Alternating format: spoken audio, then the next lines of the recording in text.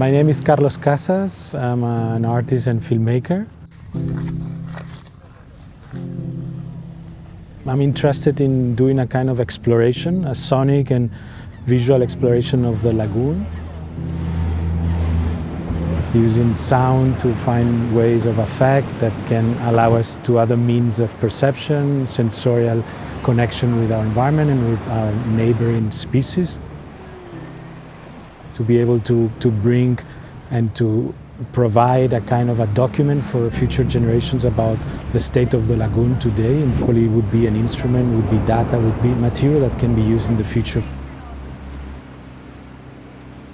It's so important to have this type of projects and of resources to be able to connect with the scientific community, to be able to work parallel with all these entities that provide other type of access to data.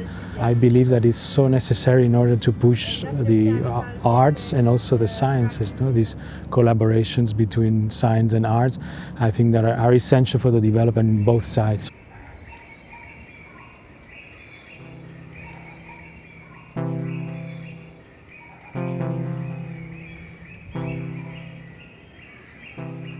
Working in the lagoon is never an easy thing because you have to adapt to its changing climate. The project is a kind of a sonic map of the lagoon, of the overground and underwater sounds that exist and coexist with the environment of Venice.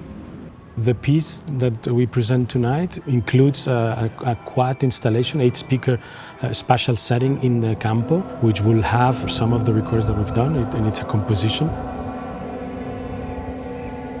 The spectators would be able to move around the space and walk with the choir.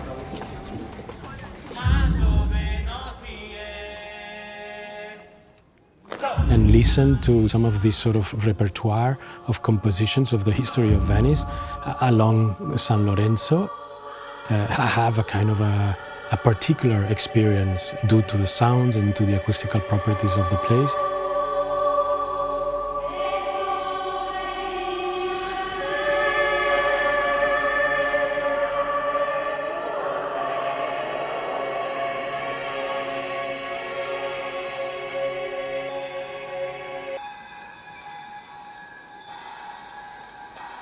Return back to the installation in the campo to listen some of these recordings that we did in the last year.